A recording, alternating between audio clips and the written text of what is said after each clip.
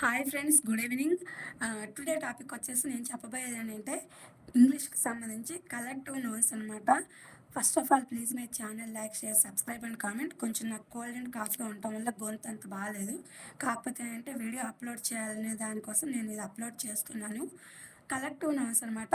ఇది నామవాచకాన్ని కొన్ని వస్తువుల సముదాయం లేదా కొంతమంది వ్యక్తుల సమూహాన్ని తెలపడానికి ఈ యొక్క కలెక్టివ్ నౌన్స్ అనే వాటిని ఉపయోగిస్తుంటాము. ఇంగ్లీష్లో మనము ఎంత నేర్చుకున్నా ఏదో ఒకటి ఉంటూనే ఉంటుంది. నాకు ఇవాళ ఇది వీడియో చేయాలనిపించి నేను ఈ కలెక్టివ్ నౌన్స్ అనే దాన్ని వీడియో అప్లోడ్ చేస్తున్నాను. ఫస్ట్ ముందుగా ఏంటంటే గ్రూప్ ఆఫ్ పీపుల్ అంటే ప్రజల గురించి ఏ ఏ గ్రూప్ ఆఫ్ పీపుల్స్ అనేవాళ్ళు ఉంటారు. ఆర్మీ సైనికుల సమూహము, పోలీస్ రక్షక భటుల సమూహము, క్రౌడ్ ప్రజల సమూహము, టీమ్ ఆటగాళ్ళ సమూహము. ఇది గ్రూప్ ఆఫ్ పీపుల్కి సంబంధించి. నెక్స్ట్ వచ్చేసి గ్రూప్ ఆఫ్ యానిమల్స్ అంటే జంతువులకు కూడా సమూహాలు ఉన్నాయన్నమాట.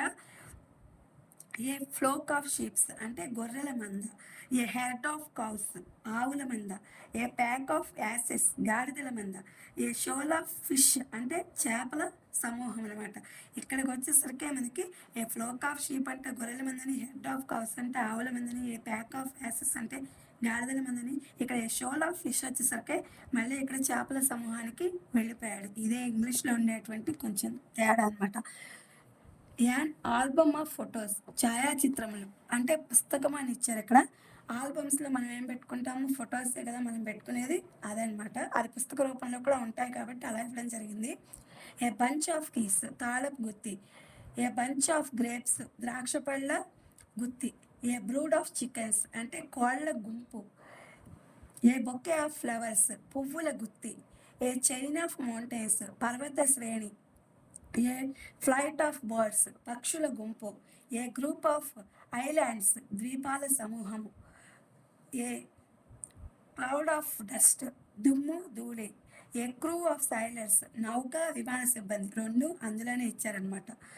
ఏ గెలాక్సీ ఆఫ్ స్టార్స్ నక్షత్ర సముదాయము, ఏ గ్రూవ్ ఆఫ్ ట్రీస్ అంటే వృక్షముల తోపు, ఏ హెడ్ ఆఫ్ డీర్ లేళ్ల గుంపు, a heap of sand and stones అంటే ఇసుక గుట్టలకి అలాగే రాళ్ల గుట్టలకి కూడా ఇదే ఉపయోగిస్తాం అనమాట మనం వర్డ్.